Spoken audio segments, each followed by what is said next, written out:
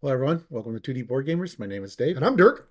and today we're going to do the Shadowcat Hero review. Shadowcat came in Mutant Genesis, which was part one of the Mutant trilogy that we had. So yeah, she was one of the first mutants that we got. She was one of the couple that I kind of struggled with at first. I think I got a lot better grasp on her now, but I definitely struggled with her whenever she first came out. Okay, well, yeah, I guess I grokked her pretty good. I thought she was a fun character. Yeah, she wasn't as bad. The one I really struggled with was um oh Spider Gwen. Yeah, Gwen Stacy. She's the one I really struggled with. Ghost Spider. Yeah, Ghost Spider. All right, well, let's take a look at Yeah, that's what I meant. the alter ego. All right, so the alter ego is Kitty Pryde. She's got 3 recovery. She's a mutant. Her setup is you get to put the mass form. Well, you put the mass form upgrade into play, solid side face up. So it's a double face card that it flips, and unlike a lot of characters that have form changing, you do not necessarily you can control it by your actions, but they're forced flips on her, and as an action, you can flip your mass form upgrade once per round when you're in alter ego action. Okay, and she had hand size 6, 9 hit points. I always forget to say that. All right, on the hero side, she's Shadowcat. This is standard hand size 5, 9 hit points still, of course. 222. She had selective intangibility. While you are in phase mass form, Shadowcat ignores the guard and patrol keywords and the crisis icon in play. So that is really good. Yeah, I think she was the first hero that did that inherently, if I remember right. All right, and let's take a look at her So, permanent. So this is her mass form. so yeah, this is the solid side. So it's like I said, it's a permanent, but as a hero response, or I'm sorry, as a hero resource, you can exhaust this card and you generate a strength resource for an attack or defense event. And then as a response, after you attack or defend in solid form, you flip this card. Okay, So this one's not forced. That one is an optional. right. And then she had phased. So her phased form, mass form permanent, while Shadowcat is defending, that she takes no damage, which is amazing. Yep. And after you attack or defend, you have to flip to solid form. So you kind of play a game in the hero phase, and you're gonna see some cards that are relevant. Kind of the idea is at the end of the hero phase, you want to be phased, so that you can defend and take no damage. So you kind of have to and that's where the solid form you can choose not to flip, and then after you've done your last attack, then you switch to phase. Yeah. So that's the thing is timing is really important to her. Right. So But sometimes you want to be phased in the hero form to like ignore the crisis and the or the guard and patrol, guard things like patrol that. and stuff. So you have to kind of you want to be able to do multiple attacks, obviously. Okay, so let's take a look at her cards that came in her kit. All So right. So the first card we got here, we got her signature ally is Lockheed. He's a 2-cost ally. He's got 1 fort, 1 attack. He is an X-Men dragon, and as a response, after he enters play, if you're in solid form, you deal 2 damage to an enemy, and if you're in phased form, you remove 2 threat from a scheme. And I love the fact that it doesn't limit it, so you can do it from any scheme, main or side. all right, And he's got 2 health. and then we got Kitty's room. It's a 1-cost support. It's a location, alter ego action. You can exhaust Kitty's room, and then if you're in solid form, you heal 2 damage, and if you're phase form, you draw a card. See, and I love the sheets that she's got here with the smiley face on it or whatever. But maybe after she's been in a fight or whatever, and she's got like a bloody lip or something, she lays down on her sheets and it looks more like a Watchmen comic book. Okay. All right, next here we've got Acute Control. It is a 1-cost upgrade. It's a superpower, and she does have quite a few superpowers. But as a hero response, after you ignore the guard or patrol keyword on a minion, or let's see, you exhaust Acute Control and you deal 2 damage to that minion. So if you get to ignore the guard and patrol keyword, then you can do that and deal damage to it. Yeah, so it's a little extra ability that you get when you're intangible, Yep. which is great. This is the thwart version of the same kind of thing. This is a one cost support, intangible interference. It's a superpower. Hero response after you ignore the crisis icon on a scheme, exhaust intangible interference, remove two threat from that scheme. So you bypass the crisis, you thwart the main, and then you still get to remove two threat from the side scheme that has a crisis. Now, what I love about this card right here, though, is you've got the what's crisis averted is what's the no what is the justice card that ignores it? Crisis averted. It is crisis averted. Yeah. So if you play crisis averted, you don't have to be in phased form, and you Correct. still get this. Yeah. All right. So we have two copies of this card. So we got two copies of phase control here. It's a 3-cost upgrade, No, it's and it's a blurry upgrade it's apparently. phased and confused, not phase control. Phased and confused. Yeah. See, I was confused because it was blurry, but it's The a card in his hand was blurry. yeah, it's a condition. It's a hero form only. You can attach it to the enemy, and you get maximum one of these upgrades attached per enemy. When attached enemy would attack, instead you discard this card, then you confuse that enemy. So not only do they not get their attack, they also get confused, so you could safely go down, and they wouldn't scheme either. Yep. All right. Then we have three copies of an attack called Shadowcat Surprise. It costs two. It's an attack superpower. Hero action attack, deal 3 damage to an enemy, and then ready your hero, which is great.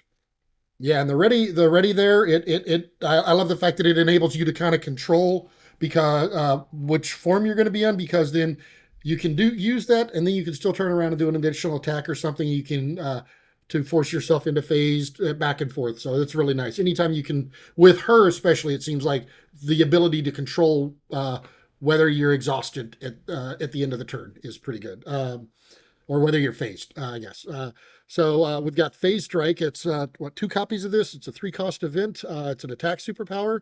As a hero action, you can deal 6 damage to to an enemy, and if you're in phased form, then you can discard a detachment with the text "hero action" or "hero response" from that enemy. So it's kind of the Sunfire ability on a hero card. Yep.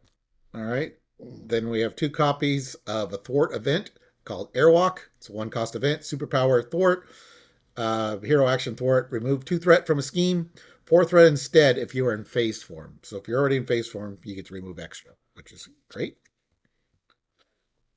All right, next we got two copies of a 0-cost event here called Quick Shift. It is a defense superpower. When an enemy attacks, if you're in solid form, then you change to phased form, which means you won't take any damage from the attack.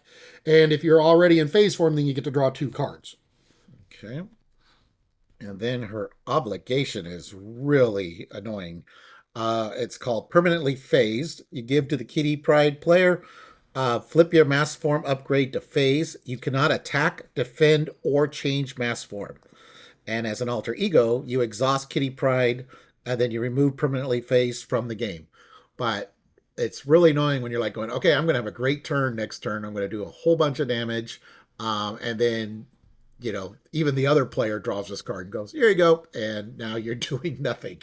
It like completely destroys your turn. Yeah, so like we saw with a lot of the X-Men, it's definitely it is very impactful to her. However, unlike a lot of the other X-Men, it actually can be removed permanently from the game. Yeah. So unlike the X-Force wave, which followed, yeah, at least you only have to deal with it once, but it can destroy a really good turn. All right. Then her nemesis is the White Queen. She's a 1/1, 5 hit points. She's elite, psionic, villainous. While the White Queen is engaged with you, you are confused. And then as a boost, you are confused. So what's annoying is you can't thwart at all while she's there. And you are considered confused as long as she's there. Once you defeat her, then you still have the confused status. You so you still have to get rid of the confused, but you are confused for multiple turns while she is engaged with you. Yes. All right. Right, and then here we've got the Hellfire Club, which is the Nemesis side scheme. And this one is when defeated, the player who defeated this scheme searches the encounter deck, discard pile, and set aside area for a copy of the Hellfire pawn minion, and puts that minion into play, engage with them. And then it's got a no, not an amplify. boost icon. No, not boost. It's got that. It's got that on it. Acceleration. Acceleration. Two threat per player. Yeah, 2 threat. That's What's it. doing so good lately? Yes. Remember the game when you see us at Con of Heroes.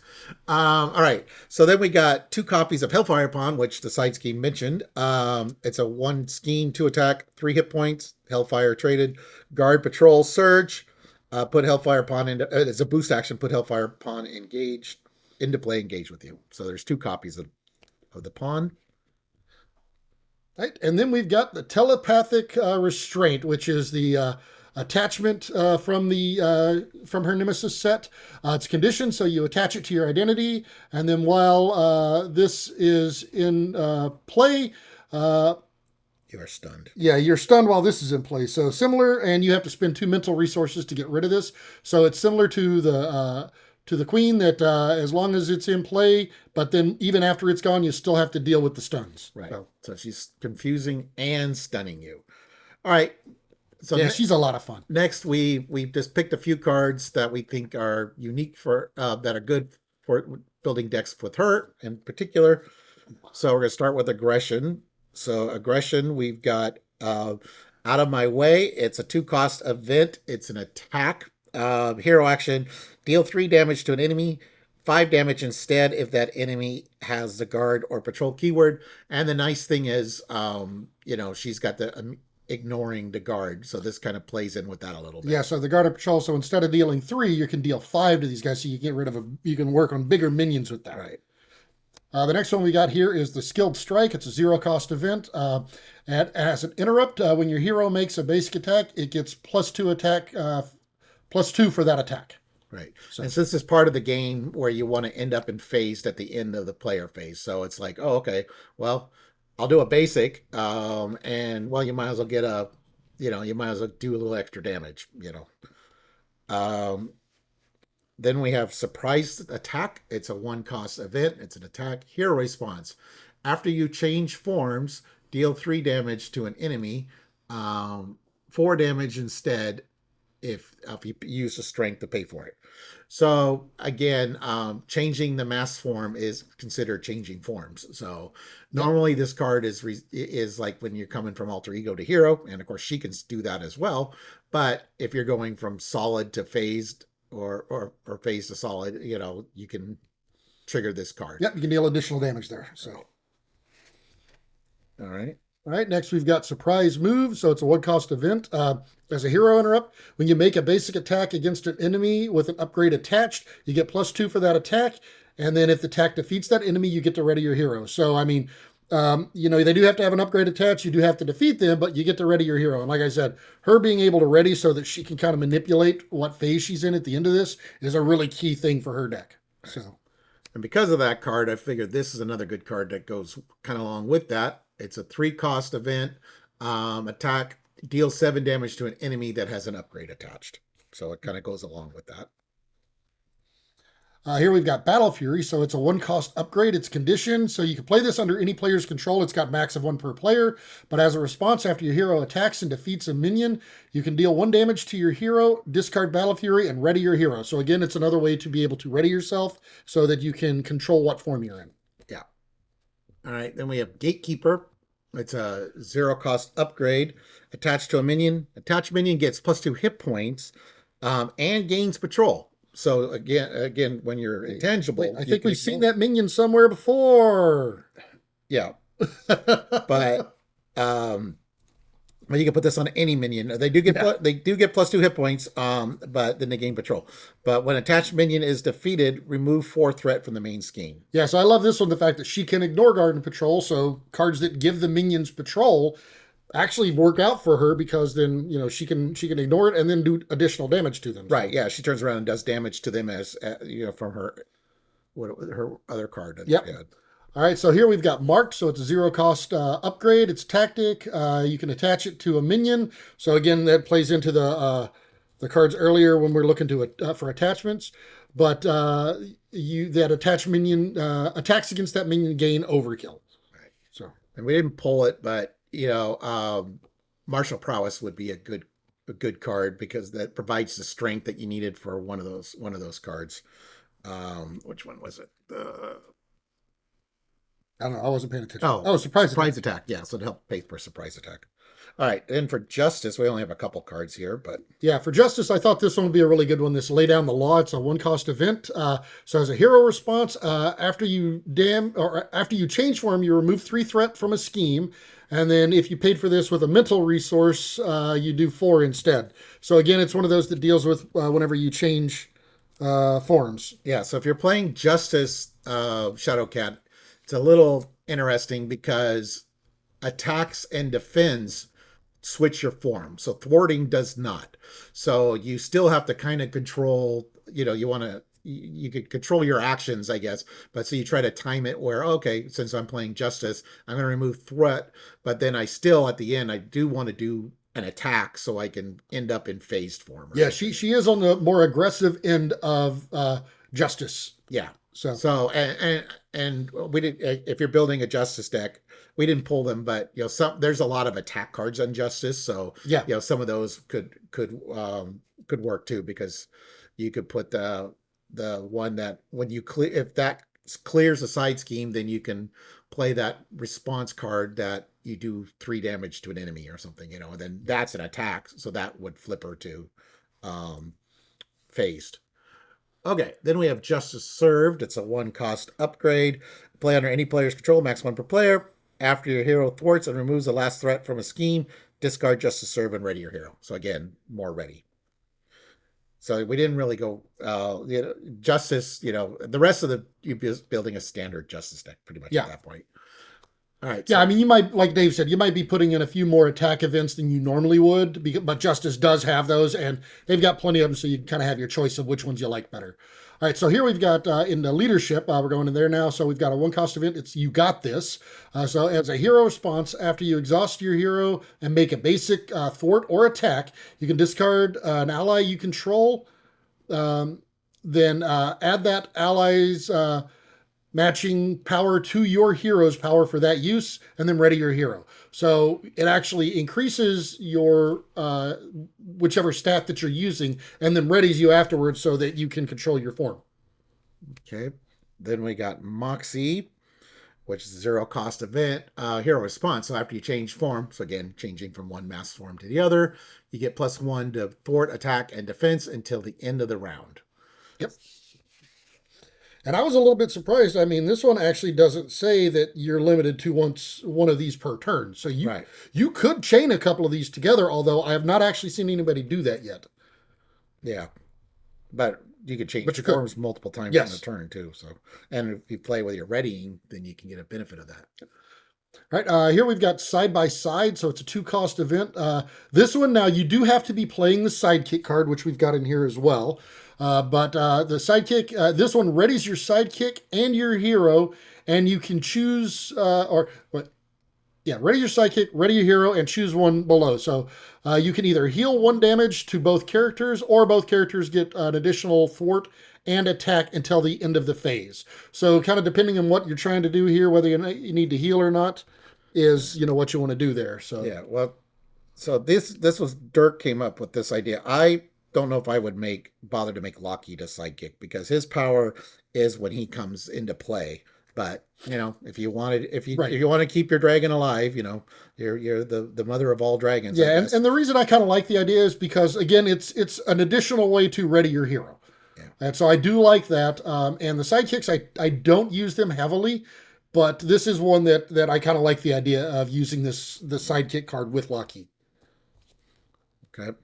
And then along with the side by side, of course, it's the sidekick card itself, which is a 1-cost upgrade. Attach to your identity specific ally you control, max 1 per deck. Attached ally gets +2 hit points and is your sidekick. And after you make a basic recovery, heal 2 damage from the attacked ally. Yep. So if you want to keep Lockheed around forever, there you go. All right, then for protection. Yeah, now protection, I think, is where we probably... Protection and basic, I think we have the most cards for her. But protection, the first one we've got here is Desperate Defense. It's a 1-cost event. It's a fairly standard protection card that a lot of people use. But the great thing about this one is that whenever you defend against an attack, if you you get +2 defense, and if you take no damage, you get to ready your hero. So again, you get to ready yourself. So you get that. All right. Then we have leading blow. When your hero makes a basic attack, discard the top card of the encounter deck. Reduce your hero's attack for this attack by the number of printed boost icons on that card. If that attack still deals damage, ready your hero.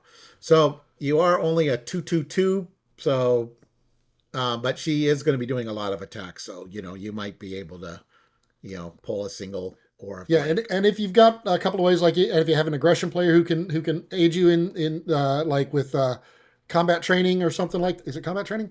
Yeah, combat training. Then to boost your attack a little bit, it kind of helps you potentially do that. But the great thing is if you can actually do the attack and you get a small boost from the encounter deck, then you can actually ready yourself with this. So I mean, probably that one's probably a you know one of the ones that might be on the first to cut. It might be on the short list, but it's still one I think is worth considering. All right, and this is in my opinion, a must include in Shadowcat protection.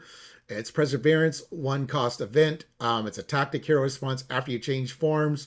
Give yourself a tough status card. So when the villain does his initial attack, ideally your face at that point.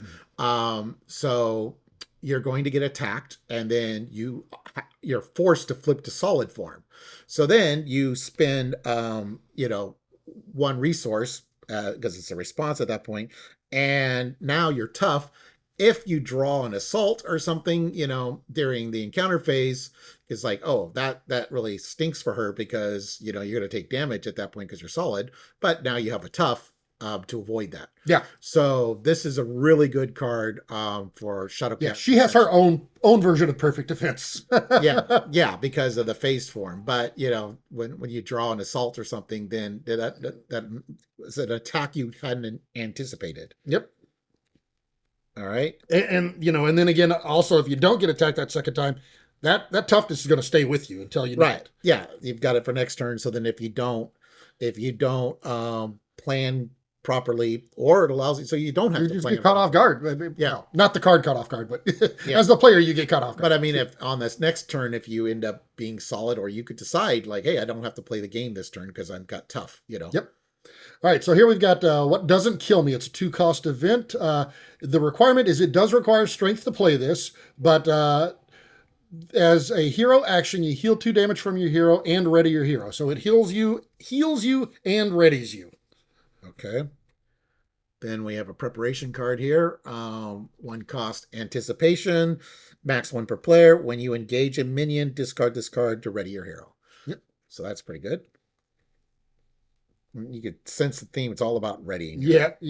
Well, I mean, that's one thing that, like I said, once I realized that you're trying to keep her ready and you're trying to manipulate the timing of that, she became a much easier to play. But it took me a couple of plays.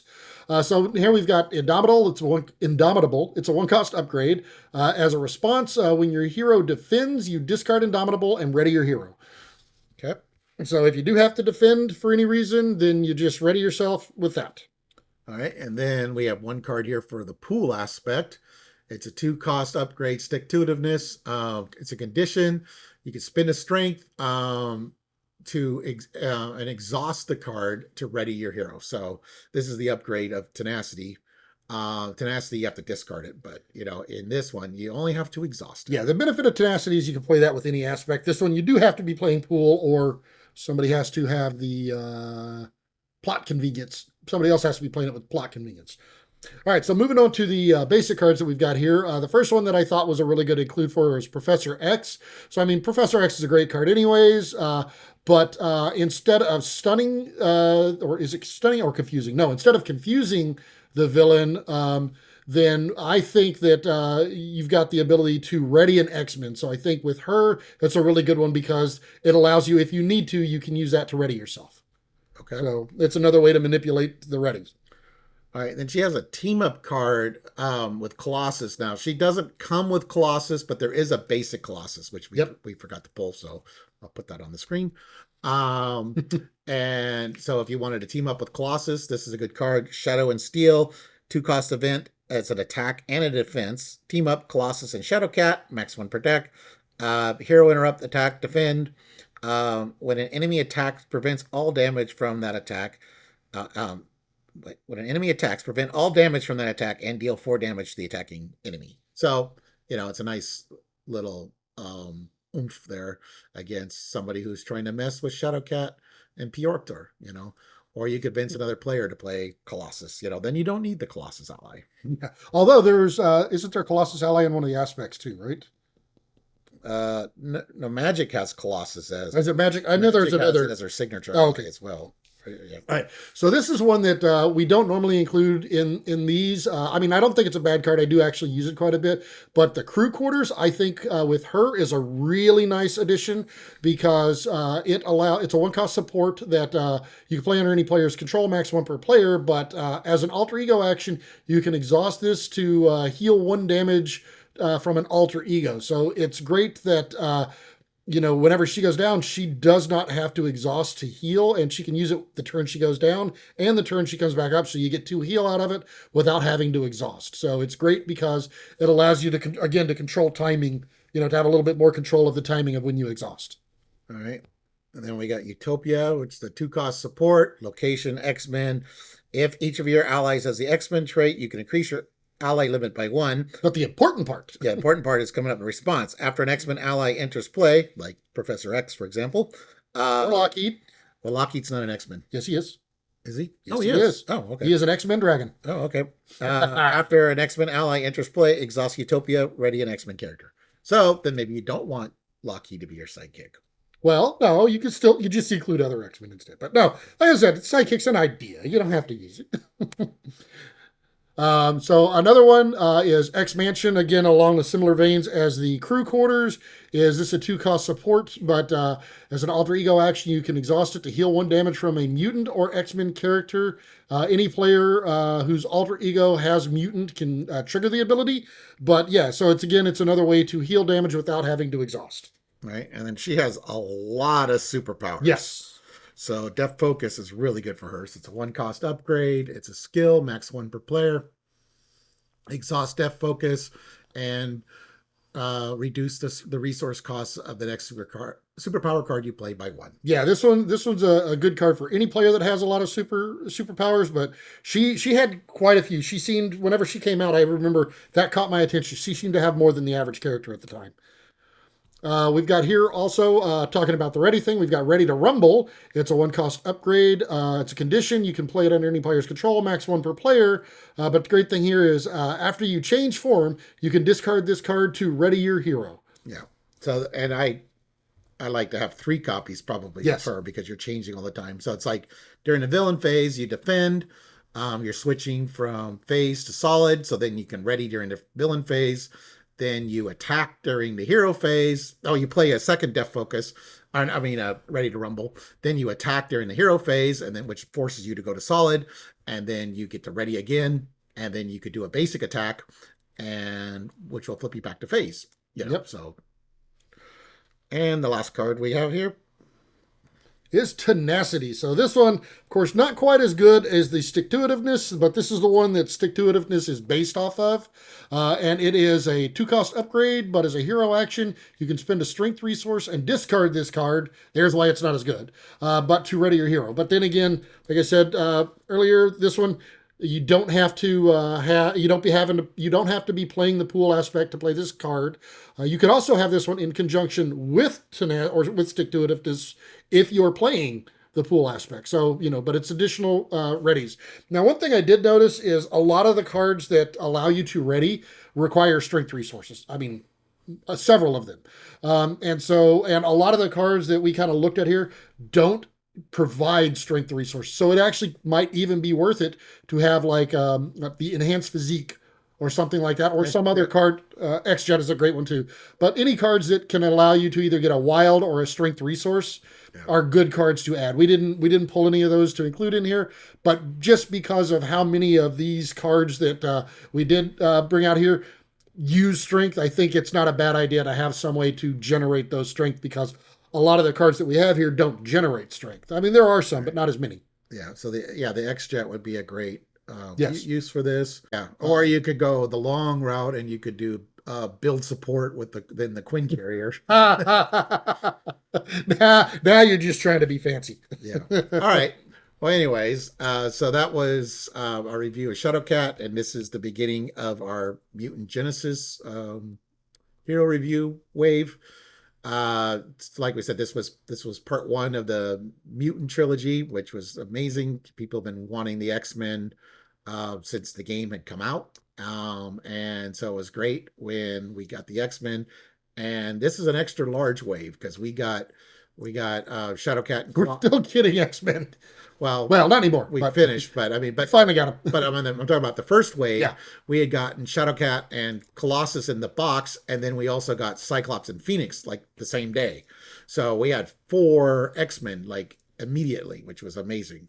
So, anyways, but we'll be getting to those. So we're gonna sign off here. So thank you for watching, everyone. Please like and subscribe. And if you want to see more videos, then go ahead and click that notify bell down in the down there, somewhere down there.